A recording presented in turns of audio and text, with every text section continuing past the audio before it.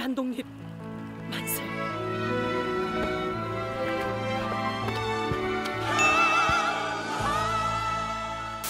자, 오늘은 광복절인데요.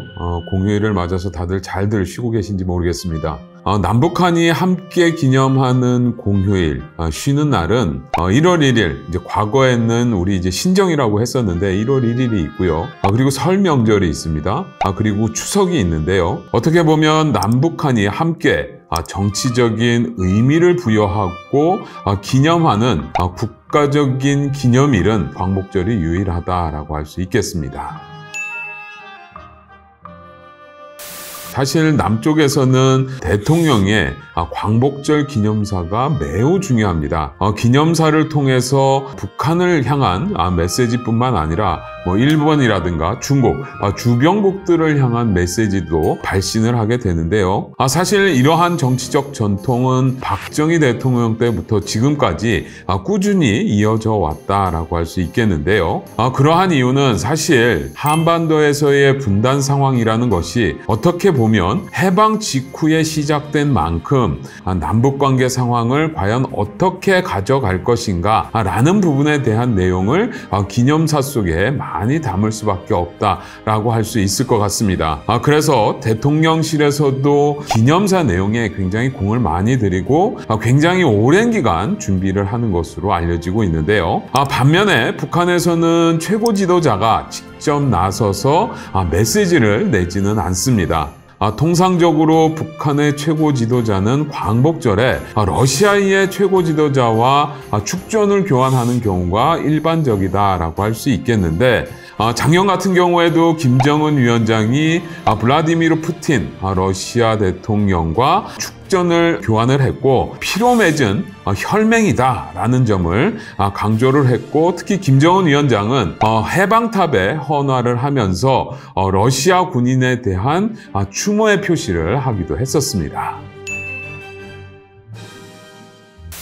한반도, 대한민국의 해방이라는 것은 우리가 스스로 쟁취했다라기보다는 일본이 2차 세계대전에서 패전을 하면서 얻어낼 수 있었던 결과물이다라고 할 수 있겠습니다. 사실 당시에 소련이 제2차 세계대전에 참전을 해서 일본과 싸웠고 이를 통해서 해방이 이루어질 수 있었다라고 하는 북한 측의 평가에 기반해서 이렇게 러시아와의 연대 이런 부분들을 강조하고 있는 것으로 봐야 할 것 같은데요. 특히 이제 북한에게 있어서 러시아는 해방에서 큰 도움을 준 나라. 그러다 보니까 김정은 위원장이 해방탑에 헌화를 하는데, 이 해방탑에는 소련군 전사자들이 많이 매장이 되어 있는 것으로 알려지고 있습니다. 이들을 추모함으로써 러시아가 해방 전후로 북한에 들여줬었던 공을 어느 정도 치하하고 다시 되새기는 그런 계기로 활용하고 있다라고 볼 수 있겠습니다. 일단 북한 당국이 공식적으로 일본에 대해서 보여주고 있는 감정은 굉장히 좋지 않습니다. 그래서 북한 외무성이라든가 이런 공식 담론에서 나타나고 있는 일본에 대한 평가, 백년 숙적이다라고 언급을 하고 있는데요.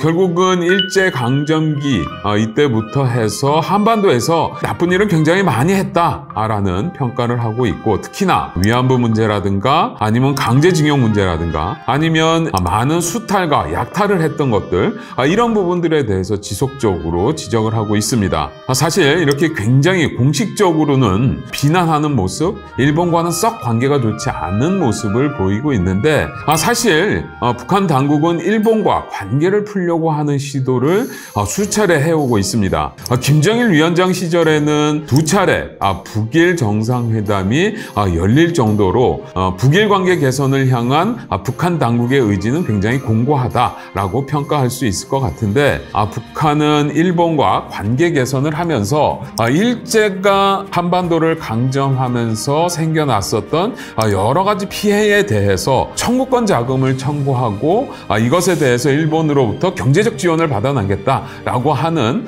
뜻도 담고 있는 것으로 알려지고 있는데 결국 겉으로는 일본과 굉장히 안 좋은 모습을 보이고 있고 일본에 대한 굉장히 비난의 목소리를 높이고 있지만 속으로는 일본과 관계 개선을 통해서 경제적으로 이득을 얻고자 하는 당국의 그런 생각을 가지고 있다라고 볼 수 있겠습니다.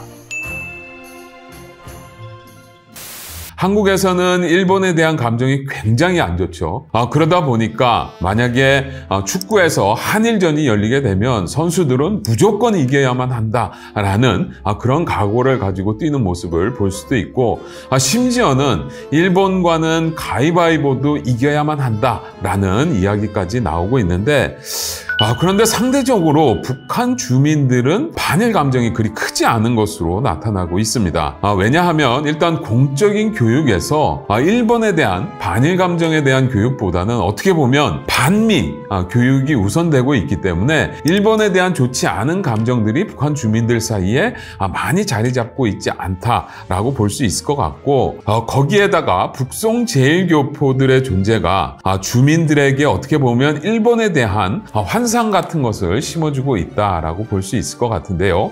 북송 제1교포 1960년대, 70년대 일본에 살고 있는 제1교포들이 북한에서 살게 되는 그런 분들을 가리키게 되는데 사실 이런 분들이 일본에 친지들이 있고 이러다 보니까 자연스럽게 일본에 있는 친지들이 돈을 보내주거나 아니면 일본에서 만들어지는 다양한 전자제품이나 생활 필수품들을 보내주는 모습을 보였고 그러다 보니까 북한 주민들 사이에서는 일본에서 온 북송 제1교포 굉장히 잘 사는 사람들이구나 라는 평가가 나오게 됐고 일본에서 온 사람 그리고 일본이라는 나라는 동경의 대상, 부러움의 대상이 됐다라고 볼 수 있겠는데 그러한 심리적인 상황들이 만들어주면서 일본에 대한 북한 사회에서의 반일 감정은 그리 크지 않은 것으로 알려지고 있습니다.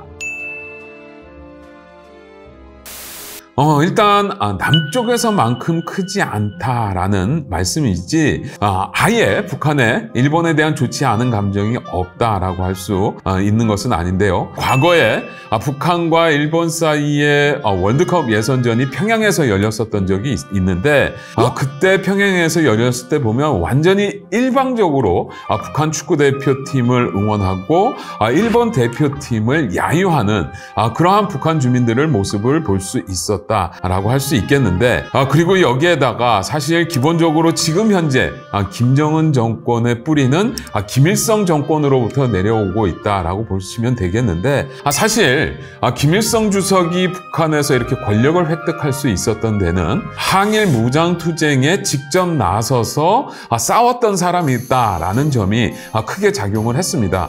그러다 보니까 아무래도 일본에 대한 인식이나 감정은 좋지 않을 수밖에 없다. 다만 관계가 단절이 되어 있다 보니까 상대적으로 악감정이 생길 수 있는 여지가 좀 적었다라고 볼 수 있겠고 남쪽 같은 경우에는 굉장히 일찍 일본과 수교를 하고 관계를 이어오다 보니까 좋은 일도 있지만 나쁜 일도 많고 그러다 보니까 자연스럽게 반일 감정이 더욱 커져갔다라고 할 수 있는 반면에 북한에서는 그러한 감정이 생길 수 있는 여지마저도 완전히 차단이 됐었다.